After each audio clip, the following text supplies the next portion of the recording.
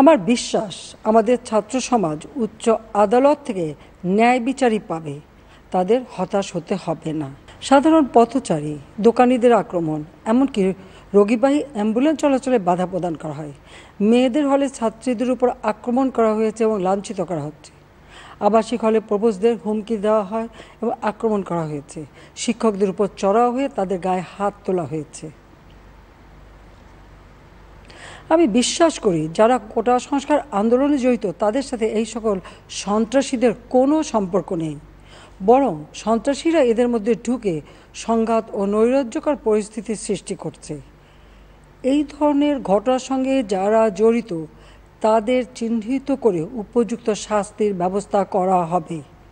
যারা হত্যাকাণ্ডের শিকার হয়েছে তাদের পরিবারের জন্য জীবন জীবিকা নির্বাহের ক্ষেত্রে যে সহযোগিতা দরকার তা আমি করব।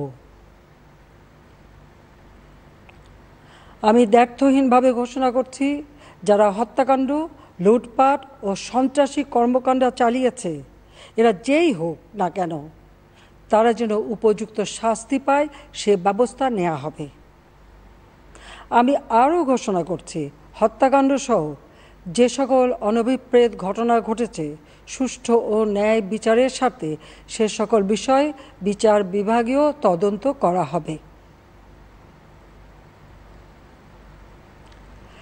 কাদের উস্কানিতে সংঘর্ষের সূত্রপাত হলো, কারা কোন উদ্দেশ্যে দেশকে একটি অরাজক পরিস্থিতির দিকে ঠেলে দিল তা তদন্ত করে বের করা হবে। আমি আন্দোলনরত কোমলমতি ছাত্রছাত্রীদের নিরাপত্তা নিয়ে অত্যন্ত উদ্বিগ্ন।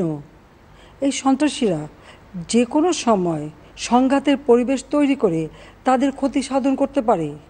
তাই শিক্ষার্থীদের পিতা মাতা, অভিভাবক এবং শিক্ষকদের প্রতি আমার আবেদন, তারা যেন তাদের সন্তানদের নিরাপত্তার বিষয়ে সজাগ থাকেন।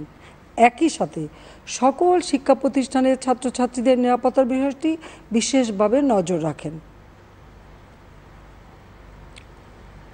সরকার হাইকোর্টের রায়ের বিরুদ্ধে সর্বোচ্চ আদালতে আপিল করেছে। আপিল আদালতে শুনানির দিন ধার্য করা হয়েছে। আদালত শিক্ষার্থীদের কোনো বক্তব্য থাকলে তা শোনার সুযোগ সৃষ্টি করে দিয়েছে। এই আইনি প্রক্রিয়ার মাধ্যমে সমস্যা সমাধানের সুযোগ রয়েছে। এই আইন প্রক্রিয়া সমাধানের সুযোগ থাকা সত্ত্বেও রাস্তায় আন্দোলনে নেমে দুষ্কৃতিকারীদের সংঘাতের সুযোগ করে দেবেন না। সর্বোচ্চ আদালতের রায় আসা পর্যন্ত ধৈর্য ধরে অপেক্ষা করার জন্য আমি সকলকে বিশেষভাবে অনুরোধ জানাচ্ছি।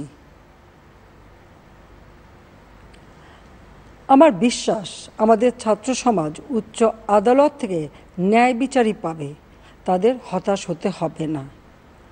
ইনশাল্লাহ মুক্তিযুদ্ধের চেতনায় আমাদের প্রিয় মাতৃভূমিকে সকলের সহযোগিতায় স্মার্ট বাংলাদেশ হিসেবে গড়ে তুলব।